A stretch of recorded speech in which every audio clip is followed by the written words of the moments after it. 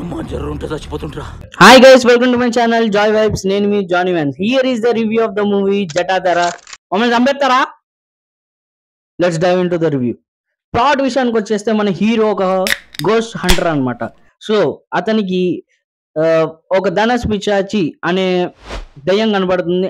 ఆ దయ్యాన్ని వాడు ఎలా ఎదుర్కొన్నాడు అనేది స్టోరీ. ఇప్పుడు పాజిటివ్ విషయానికి వచ్చేద్దాం అండి. అసలు ఏముందని ఈ సినిమాలో పాజిటివ్స్ నేను చెప్పడానికి నాకు అర్థం కావట్లా. ఒక్క టెక్నికల్ వర్క్ బాల, ప్రొడక్షన్ వర్క్ బాల, ఏది బాల.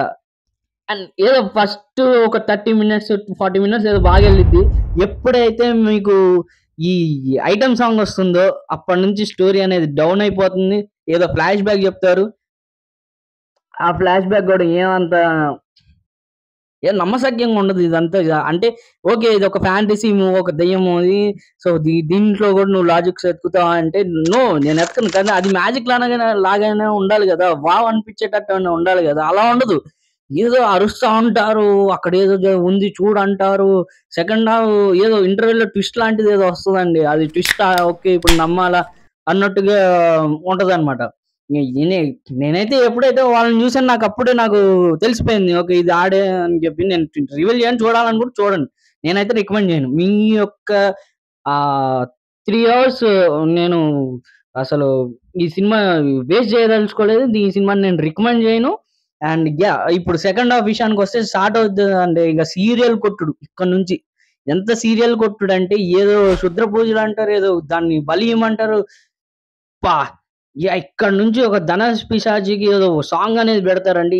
ఎలా ఉంటుందంటే ధన పిశాచి అంటే ఏదో చంద్రముఖి టైప్ లో వెళ్ళిపోయి చేసేసి ఏదో కామెడీ మూవీ చేసినట్టు ఉంటదండి. నేను భలే నవ్వుకున్నా అసలు ఆ సీన్, ఆ డాన్స్ చూసి అది చూసి. ఎందుకు నవ్విద్దో తెలీదు. అసలు చూస్తే భయం కూడా రాదు, మనకి భయం కూడా రాదు ఆ సినిమాని చూస్తే. అసలు వరస్ట్. ఈ డెకేడ్ లో ఒక సినిమాని నువ్వు వరస్ట్ లిస్ట్ లో టాప్ లో పెట్టాలంటే టాప్ 5 లో ఇది ఒకటి ఉంటది.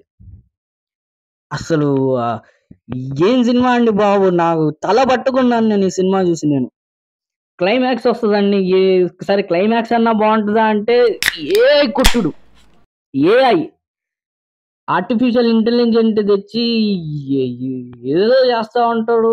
క్లైమాక్స్ మొత్తం ఏఐతోనే ఉంటుందండి బాబు. సుధీర్ గారి డాన్స్ బాగానే ఉంటది కానీ ఏముంది తెలిసిపోద్ది. లాస్ట్కి ఎలాగో చంపేస్తారు. మనోడు ఇంకా బాగానే వెళ్తుంది, అయిపోద్ది ది ఎండ్ సినిమా. ఏముంది ఇంకా?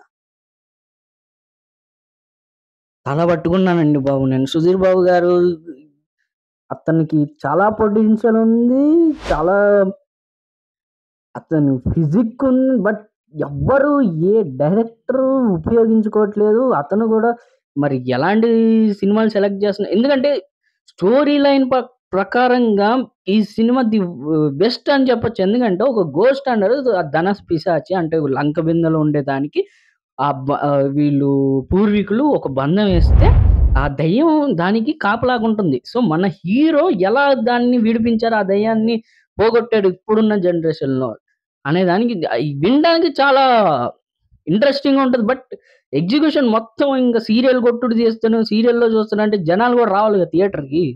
అసలు నువ్వు worst film of the year అసలు బాబాయ్. అండ్ ఇదండి రివ్యూ. ఇంకా దీని గురించి నేను ఎక్కువ కూడా మాట్లాడదలుచుకోలేదు, నా మైండ్ పాడు చూసినందుకు నాకు సగం మైండ్ పోయింది. సో ఇదండి రివ్యూ. నా రేటింగ్ వచ్చి 1.45. అసలు 1.45/5 అంతే. నేను చూడాలని చెప్పను, worst movie.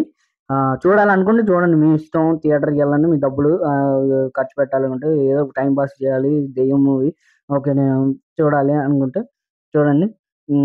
This is the review of the movie Jatadhara.